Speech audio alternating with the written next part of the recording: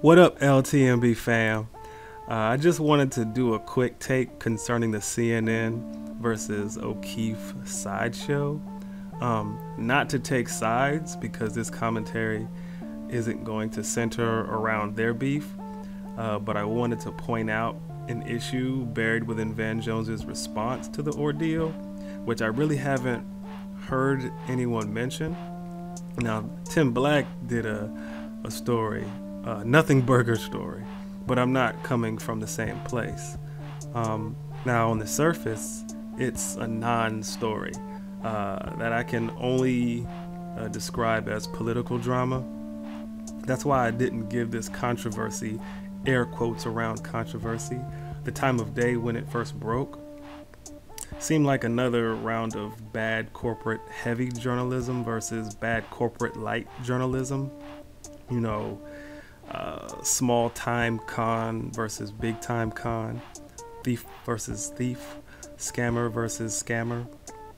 Well, on Monday, a channel I subscribed to uploaded the CNN segment, which I'm about to show you. And like a dummy, I clicked on it. Here's the clip of Van Jones explaining his side of the story after O'Keefe took a snippet of Van's words, then subsequently published a hit piece on CNN. Now, during his self-defense segment, he decided to give some advice to progressive activists. Air quotes around progressive. Now watch and listen to this shit. I was standing outside the bureau in Los Angeles, and I'll talk to anybody. I don't care. Janitor, homeless person, police officer, pop star, I'll talk to anybody. So a guy comes up and he starts engaging me in conversation. I talk to everybody. And he starts asking these questions around what's going on in American politics. As you know, I have been beating the drum about progressives going so far overboard on Russia. The news industry should be going in on Russia, because anytime you got the President of the United States under investigation by the FBI, that is a news story.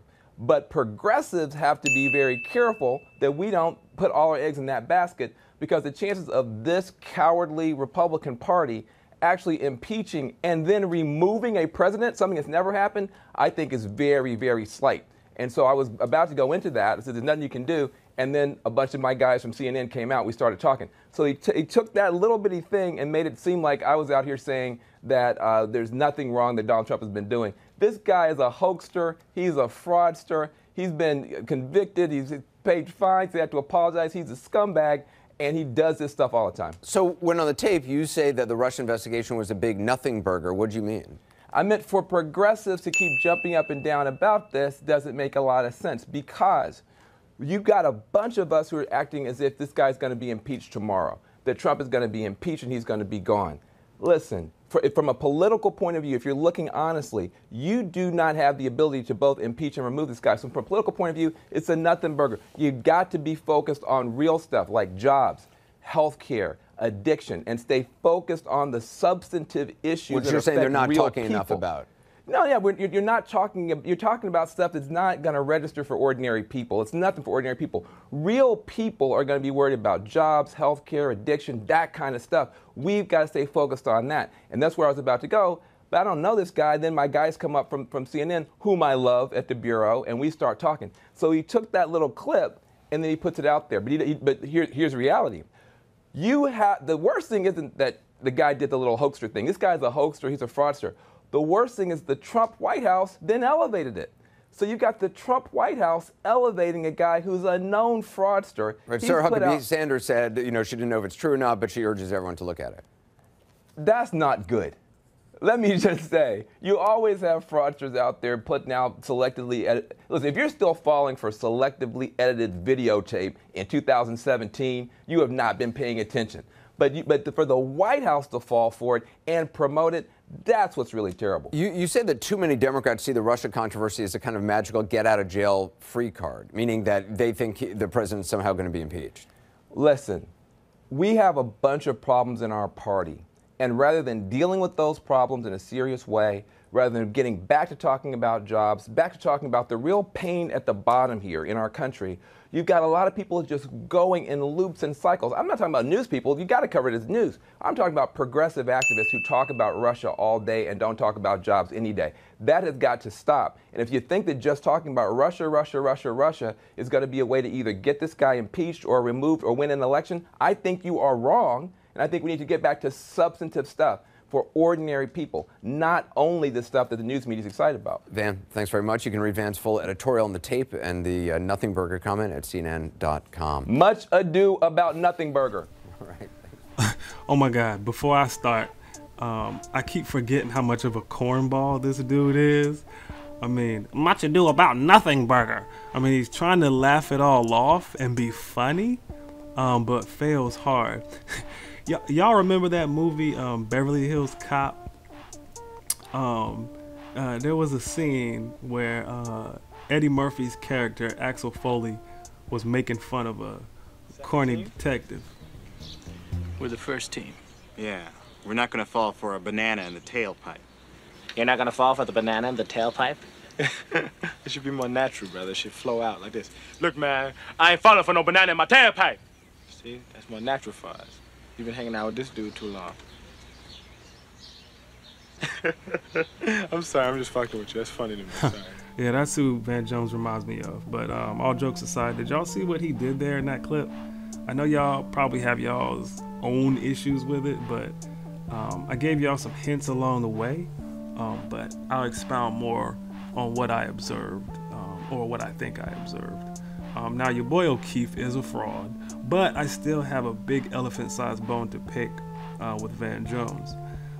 Since he wasn't specific, I'm guessing he was talking about the impeach Trump movement that started earlier this year, and then the protests that kind of started in June.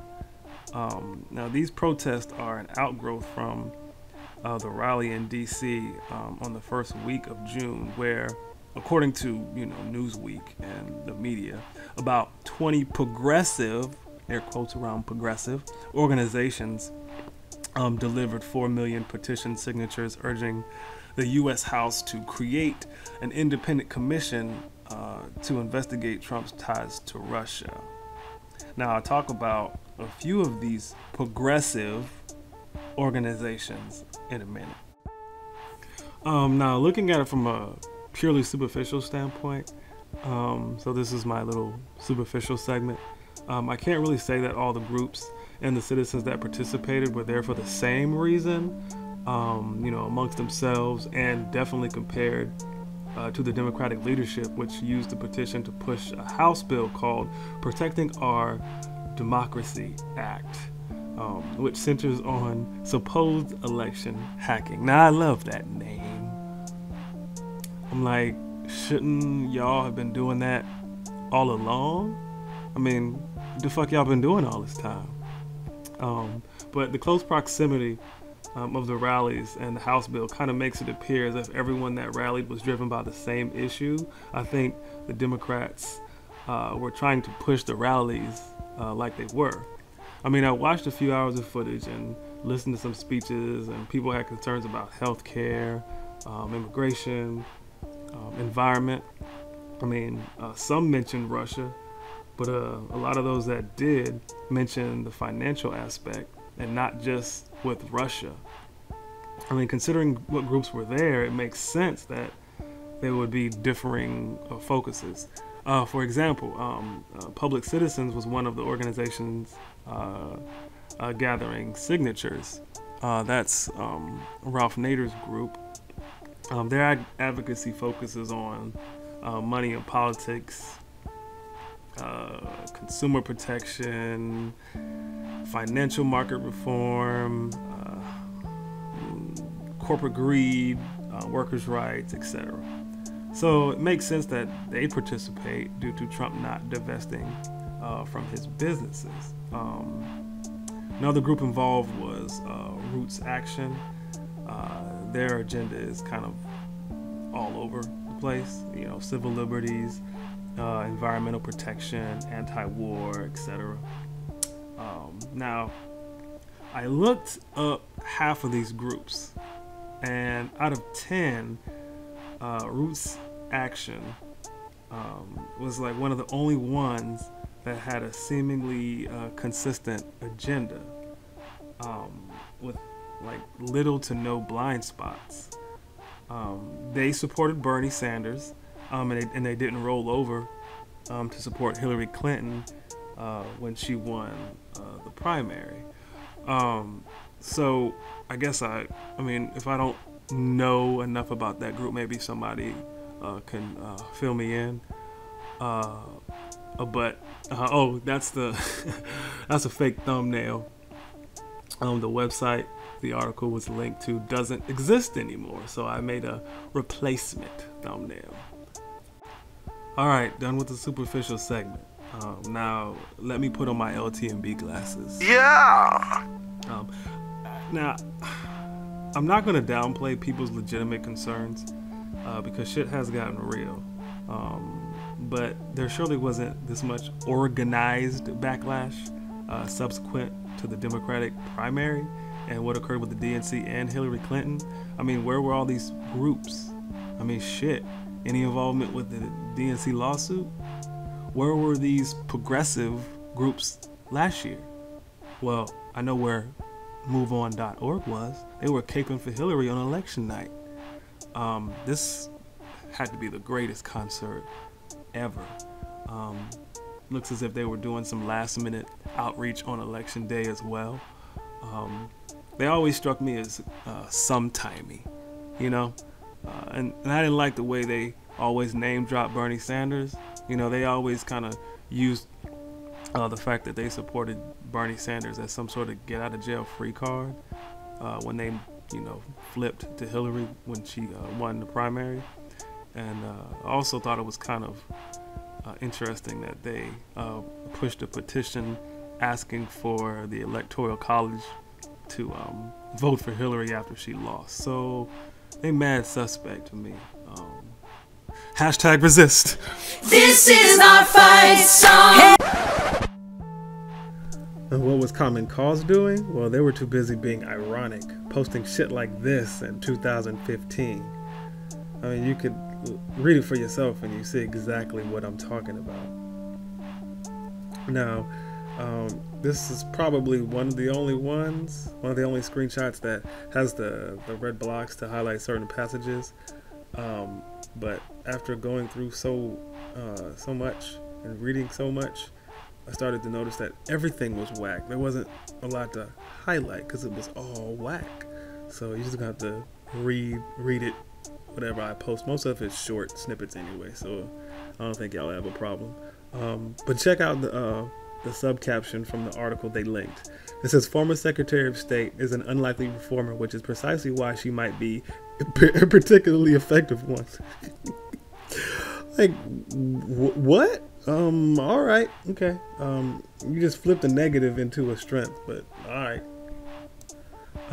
In this one, it looks like they're more concerned about Hillary Clinton being the first woman presidential nominee than her actual politics. Most of their posts didn't address any weaknesses that Hillary Clinton had. What's next? Friends of the Earth. I ain't even got to say anything to y'all about this. Looks like they trying to outdo Common Cause in the irony department. I'll leave that there for a second and let y'all take that in.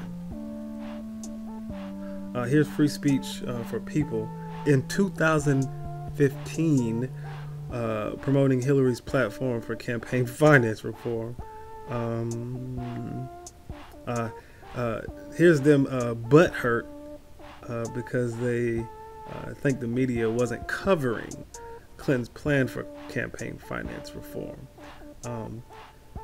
Boo-hoo. Boo-hoo. Tiny violin over here. Actually, microscopic violin. This next one, they posting shit about Hillary Clinton overturning Citizens United, but without mentioning how she benefited from it. Now, I am glad that someone kind of mentioned it in the comments. Well, kind of indirectly. You see this comment by Andrew? You know, because that's what Hillary ran on Obama's third term, to continue Obama's policy. So if Obama drug his feet, what makes them think that she won't either? Same thing with the Service Employment Union. The pictures and the messages speak for themselves. This is what they were doing last year, pushing and promoting Hillary Clinton. And to me, it seemed like it was, unconditional. Look at Demand for Progress's cluelessness right here. I mean, how do you not know Hillary Clinton's positions on the TPP? Like, it's not like searching for a needle in a haystack. They need to take that fist and punch themselves in the face. Some of y'all nasty folks out there thought I was going to go in a different direction when I said they need to take that fist, so shame on y'all. But, I don't care. They can do that too. But, looking at all this, I'm like, damn. It's like The Onion has a lot of subsidiaries I didn't know about. I mean, the baffling blind spots these groups have create some unintentional irony. Now, I took y'all through all that to show how reckless it was, or it is, for Van Jones to lump together everyone on the so-called left. It makes actual progressives look bad, and it waters down the message. Now, people may view that as a no true Scotsman fallacy, but it's actually a fallacy to give people a label simply because they're not on the other side. Like, I oppose Republicans, therefore I'm progressive. Now, did y'all see Anderson Cooper participate in promoting the conflation between Democrat and progressive? He mentions Democrats, and Van just keeps talking. But it seems as if Van Jones too often uses these terms interchangeably. And I just don't like how he kept over-emphasizing progressives. But he didn't mention House Democrats at all. How's this playing in Ohio? No one in Ohio is asking about Russia. I mean, we definitely have to deal with this. It's on the minds of the American people. But if you want to know what people in Ohio, they want to know about jobs. They want to know about their children. I was just in California, where California folks, especially the national nurses, pushing for healthy California, single payer, Medicare for all kinds of things. I talked to a baby boomer, African-American baby boomer who lives right here in D.C. Russia is not in his top 5.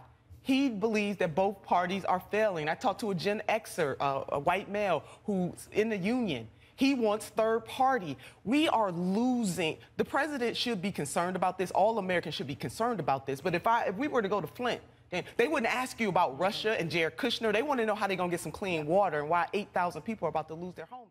We are preoccupied with this. It's not that this is not important. Yep. But everyday Americans are being left behind because it's Russia, Russia, Russia. Do we need all 535 members of the Congress to deal with Russia? Can some of them deal with some domestic issues? Let me ask you about a former. He just seems to be really out of touch when it comes to certain issues. There are plenty of progressive activists that have a diversified political action portfolio. Before and after the 2016 general election, the DAPL received a lot of attention from progressives, which a lot of the Democratic leadership was suspiciously silent about. What about Flint, Michigan?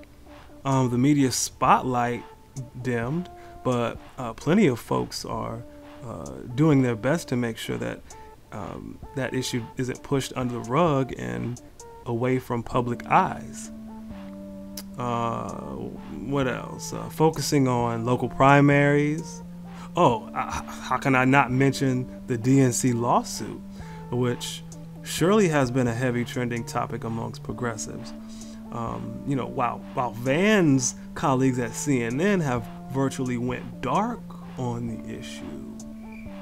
You know, putting it in perspective, you mean to tell me that Don Lemonade can spend a whole damn day playing around with a toy airplane and host segments with guests entertaining a black hole theory concerning the Malaysia flight 370, but they don't have time to cover the DNC lawsuit? Come on. One more thing about Milk Dud Head. Did y'all notice how he attempted to slip in and pardon CNN for overplaying the Russian angle? I think he actually did it twice, where he said something like, the media should cover it. Yeah, the media should cover it. The news industry should be going in on Russia, because anytime you got the President of the United States under investigation by the FBI, that is a news story. You've got a lot of people just going in loops and cycles. I'm not talking about news people. You got to cover it as news. I'm talking about progressive. I'm just thinking, well, then what's your issue? You're okay with CNN pushing the Russian story. You're okay with CNN putting the Russian narrative in hyperdrive, but you don't like the consequences of it. It's like his attempt to let them off the hook is hilarious and transparent, as if CNN's coverage of the issue has zero political influence, and as if they don't feature party leadership and Democratic loyalists as guests on their Russia segments.